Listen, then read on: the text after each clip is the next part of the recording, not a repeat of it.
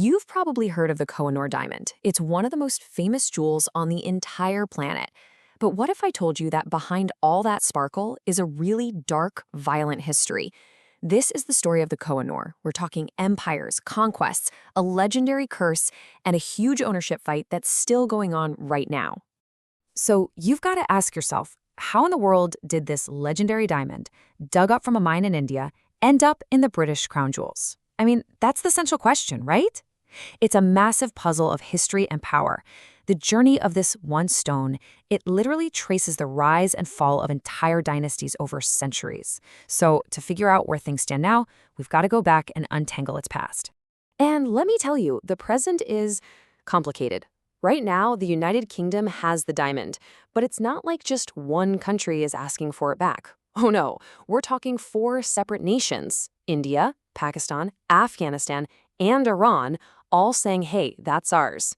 Each one has a historical link to the stone, and it's turned this jewel into a massive diplomatic headache. Okay, so to really understand where all these claims are coming from, we have to rewind, way back. We're going back to the very beginning, to a time of myths, majestic rulers, and the dawn of the diamond trade deep in ancient India. You know, for centuries, if you wanted a diamond, there was basically only one place to get it: India. They were the world's only source. These stones were traded along legendary routes like the Silk Road. But nothing, absolutely nothing, could have prepared the world for the discovery of this particular stone. I mean, the story of this diamond is so ancient, it actually starts as a legend. Some people believe it's the mythical Syamantaka jewel from the Hindu epic, the Mahabharata. The story goes it was a gift from the sun god himself, which would make it, over 5,000 years old? Wild. Okay, so myths aside, its verifiable history, the stuff we can actually track, kicks off in the 13th century. It was dug up from the Koh-i-Noor mines in Golconda and given to the local rulers, the Kakatiya dynasty. And what did they do with it? They placed it in a temple, where it served as the eye of their goddess. Can you imagine? And here's the part that'll blow your mind: its size. When it was first discovered, the Koh-i-Noor was a jaw-dropping 793 carats. Let that sink in. It was, by a huge margin, the biggest diamond anyone had ever seen anywhere in the world. But if you look at it today, it weighs just 105.6 carats. So what happened? Where did more than 85% of this legendary stone go? Well, the answer to that question is wrapped up in its long and, honestly, pretty brutal journey.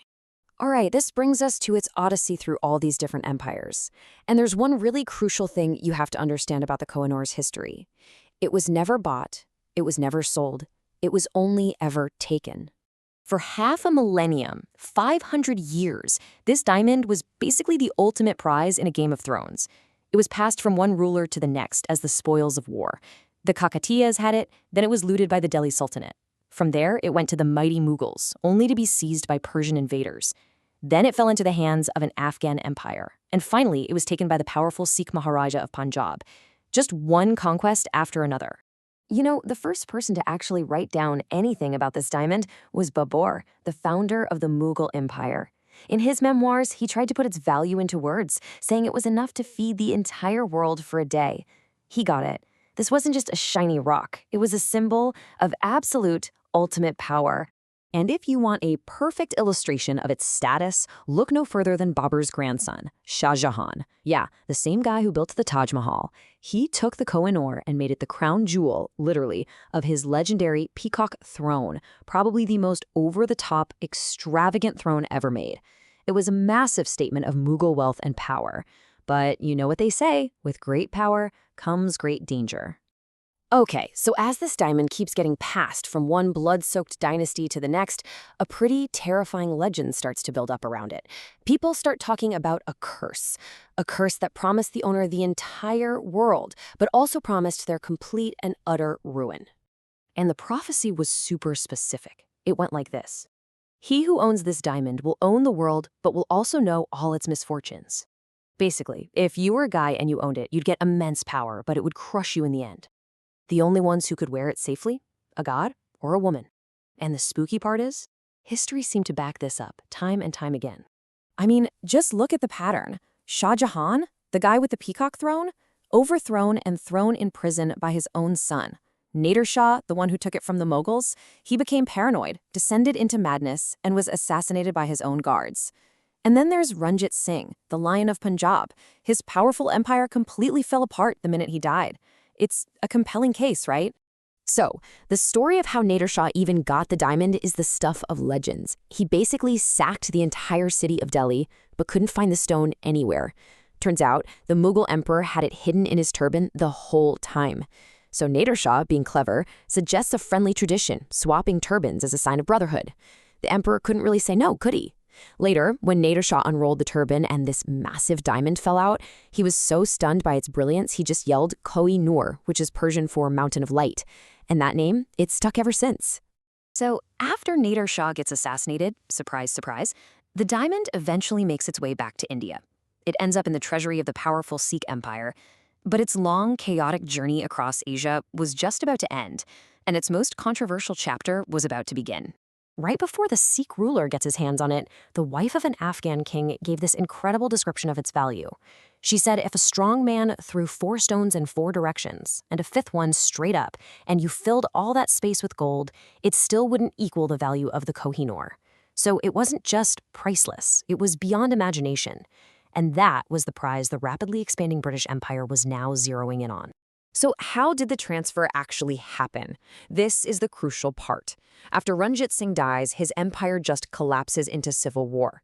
The British East India Company sees a perfect opportunity, moves in, and crushes the Sikhs in a series of wars.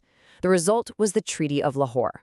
And buried in that treaty was a clause that forced the new king, who was just a 10-year-old boy, by the way, named Duleep Singh, to surrender the Koh-i-Noor to Queen Victoria. Now, when the Koh-i-Noor finally gets to London, you'd think people would be amazed, right? Nope.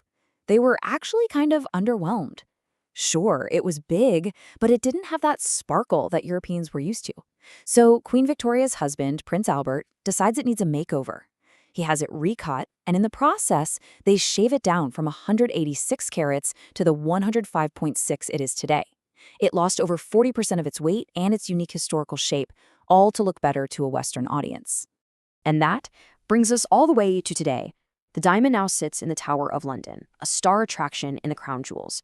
But its incredibly violent past has kicked off a huge modern-day battle over who actually owns it and what its legacy should be. So the debate basically boils down to this. On one side, you have the claimant countries, India, Pakistan, Afghanistan, and Iran. They see the diamond as a stolen artifact, a painful symbol of colonial plunder that absolutely has to be returned. On the other side, you have the United Kingdom. They argue it was acquired legally through that Treaty of Lahore, and that after more than 150 years, it's now a part of British heritage.